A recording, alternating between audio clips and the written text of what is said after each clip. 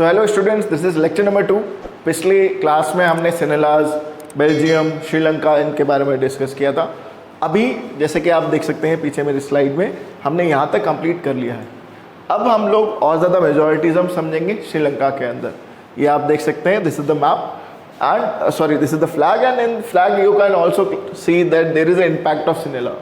यहाँ पे भी आपको सिनेला और जो बुद्धिस्ट कल्चर है उसका इम्पैक्ट आपको दिख रहा है।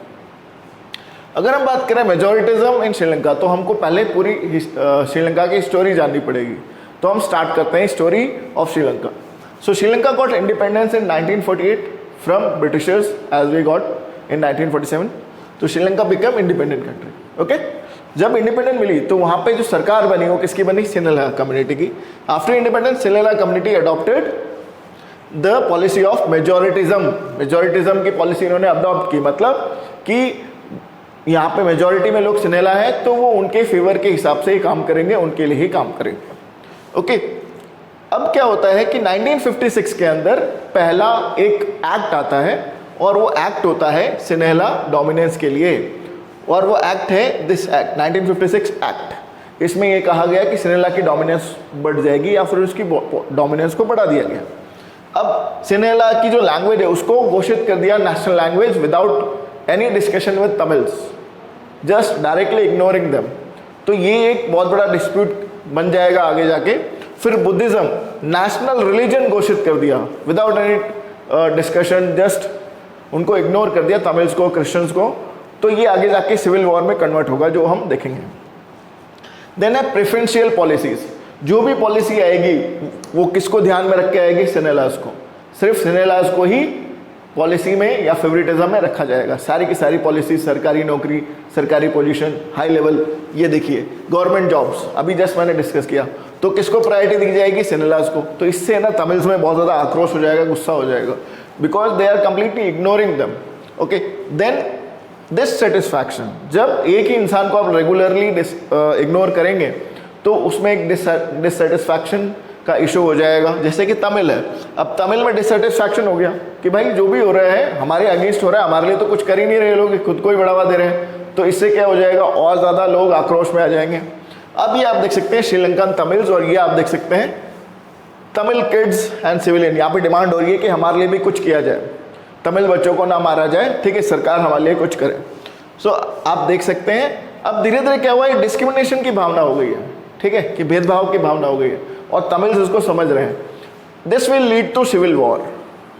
इससे क्या होगा? वहाँ पे लोग हथियार उठा लेंगे, सिविल वॉर होना स्टार्ट हो जाएगा।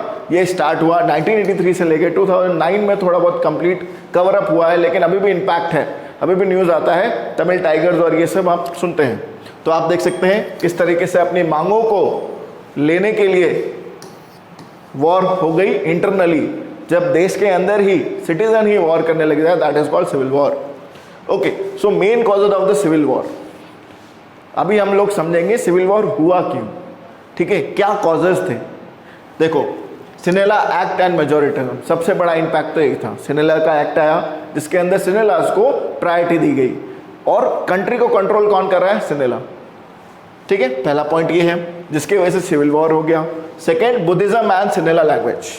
बुद्धिज्म को राइज किया गया, हिंदू और जो मुस्लिम तमिल्स थे उनको इग्नोर कर दिया गया, जिसके वजह से सिविल वॉर हुई, और सिनेला लैंग्वेज को बढ़ावा दिया जा रहा है, बाकी को नहीं दिया जा रहा है, जो कि डिस्क्रिमिनेशन का पार्ट है। देन है पॉलिटिकल राइट्स।